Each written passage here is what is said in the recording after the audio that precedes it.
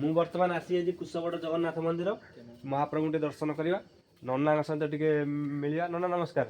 ନମସ୍କାର। ବର୍ତ୍ତମାନ ଟିକେ ନନା ଯୋଉ ମୁଁ ଶୁଣିଲି ଏଠି ଆମର ଯୋଉଟା ପୁରୀ ଗଲେ ଆମେ ସମୁଦ୍ରରେ ଗାଧାନ୍ତି, ମୁଁ ଏଠି ଶୁଣିଛି ପାଖରେ କୋଉଠି ନଦୀ ଅଛି। ପାଖରେ ନୁହଁ, ଏକଦମ ନିକଟ ଆଉ ବ୍ରାହ୍ମଣୀ ନଦୀ କୂଳର। ତାହେଲେ ବ୍ରାହ୍ମଣୀ ନଦୀ କୂଳରେ ଜଗନ୍ନାଥ ମନ୍ଦିର। କୋଉ ଗାଁ ଏଟା? ଏଇଟା ହେଉଛି ଯାଜପୁର ଜିଲ୍ଲାର ବରୀ ବ୍ଲକ ସ୍ୱାଇଁଖଣ୍ଡ ପଞ୍ଚାୟତର କୁଶବଟ ଗ୍ରାମ। ଗାଁର ନା କୁଶବଟ? ନାଇଁ, ଗାଁ ଏଇ ପ୍ରକୃତ ଜାଗାଟା ନାଁ ହେଉଛି କୁଶବଟ ଗାଁ। ଆଉ ଜିଲ୍ଲା ହେଲା ଯାଜପୁର ଜିଲ୍ଲାର ବରୀ ବ୍ଲକ ସ୍ୱାଇଁଖଣ୍ଡ ପଞ୍ଚାୟତ। ବର୍ତ୍ତମାନ ଫାଙ୍କା ବର୍ତ୍ତମାନ ଅଛି, ମହାପ୍ରଭୁଙ୍କୁ ଟିକେ ଦର୍ଶନ କରିଦେବା। ହଁ ନିଶ୍ଚୟ।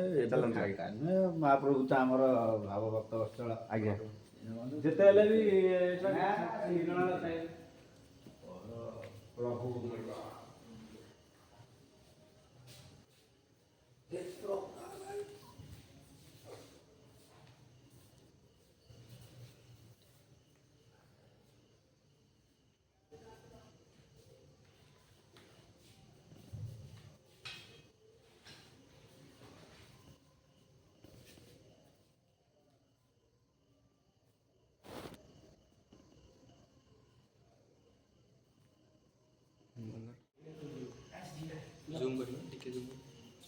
ଇଏ ହେଉଛନ୍ତି ଆମର ଗରୁଡ଼ ଖମ୍ବ।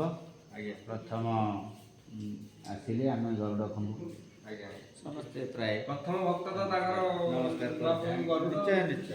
ଆମେ ଗରୁଡ଼ ପଛରେ ରହିକି ମହାପ୍ରଭୁଙ୍କୁ ଦର୍ଶନ କରିବା। ମହାପ୍ରଭୁଙ୍କୁ ଦର୍ଶନ କରିବା ପ୍ରଥମତଃ ଆସିଲେ ସେ ଖମ୍ବ ସମସ୍ତେ ପ୍ରାୟ ନମସ୍କାର କରିଥାନ୍ତି। ଆପଣ ମଧ୍ୟ ସେଇଠୁ ହିଁ ଦୁଃଖ ଜଣାଯାଏ। ଗୀତର ବା ଅଛି ଗରୁଡ଼ ପଛରେ ଦେଖ ଦିଶୁଛି କଳା ଶ୍ରୀମୁଖ।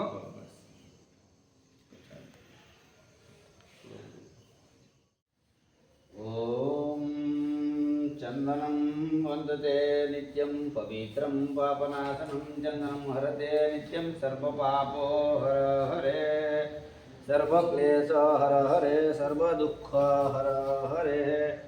ଇଏ ହେଲା ମହାପ୍ରଭୁଙ୍କ ତୁଳସୀ। ଆଜ୍ଞା,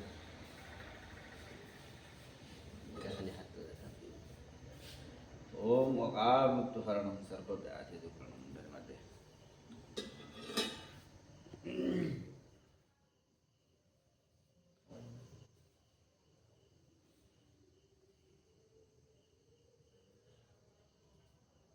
कर जूम करना